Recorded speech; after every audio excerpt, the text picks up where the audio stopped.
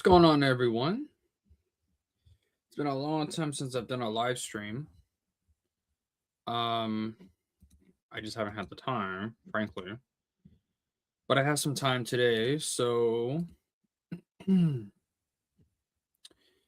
um yesterday, well, I watched it last night, but it technically came out today. Um is the Maul Shadow Lord. The first two episodes dropped. And I did watch it because the trailers looked interesting, you know. Um, it actually seemed interesting premise.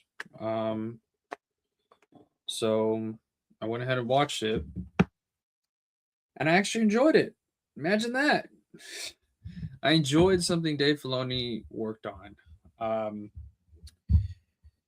you know, whenever he's bad, he's really bad, but whenever he's good, he's really good. And this is definitely so far, I think, pretty good. Basically, it's obviously some time has passed since. Well, it's after season 7 of the Clone Wars, and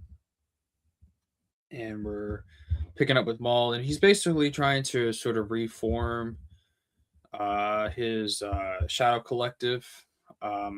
What's left of it, of course. By this point, after season 7 of the Clone Wars, the Shadow Collective was destroyed. The Pikes, well, the Hutts had already left by this point, but the Pikes, Black Sun, the Mandalorians, Crimson Dawn, all of that, they all disbanded by this point. And so, yeah, and it's basically Maul on the planet Janix with Rook Cast trying to sort of restore the Shadow Collective. And there's a couple of new crime bosses introduced, gangsters, and those Demas and Vario were their names. They were good characters. The acting was great. The animation was outstanding. They're really, the Clone Wars animation is getting better and better with each project that comes out that is in that animation style. But yeah, it was pretty good. I don't really have a whole lot more to say than that. What I will say is, I think what makes the show, because the Bad Batch, I watched the first season in its entirety. I watched the first couple of episodes of the second season, but I just couldn't get into it.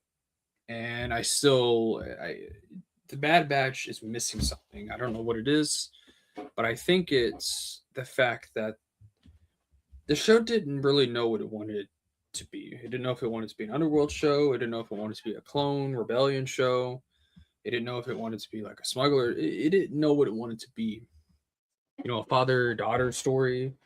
It didn't really know what it wanted to be. And I think that's really what really hurt the show, for me at least. But this show's not like that. This show clearly is an underworld show about Maul, and it knows exactly what story it wants to tell, where it wants to go, and it has an identity. And I think that's what really hurt the Bad Batch, because it didn't have that. And that's ultimately why I think, for me, the Bad Batch failed. Now, I've been told later seasons are good. I don't care. Frankly, I don't care. I don't think the Bad Batch are interesting enough to even have their own show. I think they had. I mean, the story arc they had in the Clone Wars was good, but I don't think it deserved a whole season, or a whole show, let alone the 3 seasons of that show. I think there's much more interesting characters to tell a story about, like Darth Maul, for example, in an animated show. But yeah, so I don't have a whole lot more to add than that. But yeah, I liked it. I thought it was good. So I will be doing a review of the episodes as they come out. And yeah, so that's all I've got. Thank you guys very much for watching. You have a good one.